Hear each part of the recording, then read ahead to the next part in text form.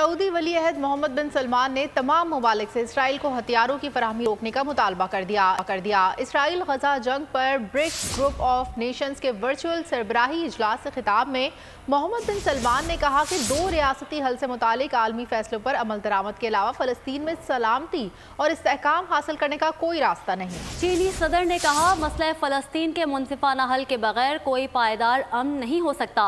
रूसी सदर पुतिन ने इसराइल हमास तनाज़े के सियासी हल के लिए कोशिशों पर जोर दिया।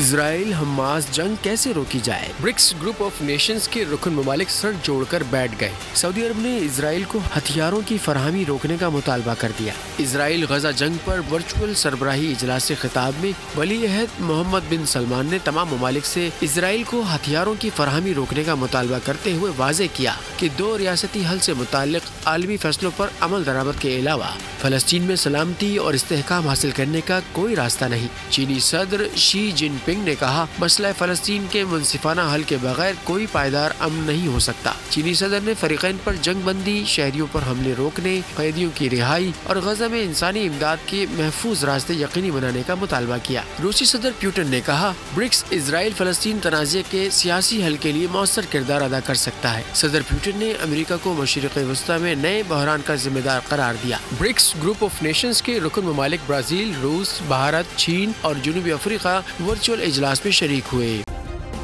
सब्सक्राइब करें और बेल दबाएं ताकि कोई खबर रह न जाए।